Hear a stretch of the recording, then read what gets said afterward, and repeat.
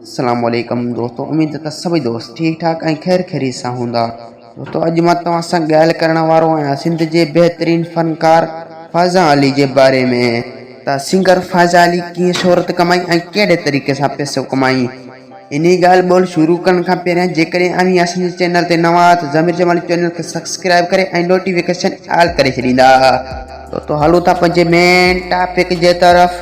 दोस्तों फ़ाज़ा अली पहिरियों गानो मिठड़ो मोले सां शुरूआत कई ऐं उन गाने जो भी शायर पाण हो फ़ाज़ा अली। ऐं फ़ाज़ा अली जो शौक़ हो त मां शादी कंदुसि त मिठड़े मोले सां शादी कंदुसि, पर ईअं न थियो।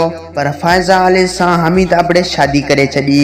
5 करोड़ जो बंगलो ऐं 1 करोड़ जी गाड़ी फ़ाज़ा अली खे बासे ऐं फ़ाज़ा अली सां शादी करे छॾी, जंहिंमें फ़ाज़ा अली लालच करे हुन हमीद आबड़े सां शादी करे छॾी, जंहिंमें फ़ाज़ा अली ख़ुशि न हो। पर फ़ाज़ा अली जी ॾाॾी ज़बरदस्ती उन सां शादी कराई ऐं फ़ाज़ा अली खे ज़ोरी मञाए उन सां शादी कराए छॾी।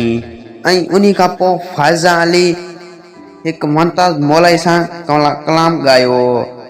उन में फ़ाज़ा अली खे ॾाढी शोहरत ऐं ॾाढी इज़त मिली, जंहिंमें फ़ाज़ा अली ख़ुशि ऐं बहितरीन कलाम ॻाया।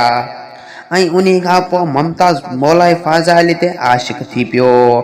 उन खां पोइ हमीद आबड़े फ़ाज़ा अली खे रोके छॾियो त कलाम ॻाइण हाणे बंदि करे छॾ, जीअं तुंहिंजा आशिक़ घणा थी विया उहे आशिक़ हाणे ख़तमु करे छॾ। हाणे तूं मूं वटि आयो आहीं, हाणे तुंहिंजी का बि हालत न हलंदी, एतिहाद तुंहिंजी का बि न हलंदी। उन करे चैनल ते नवां चैनल खे सब्सक्राइब ऐं वीडियो खे लाज़मी लाइक कजो।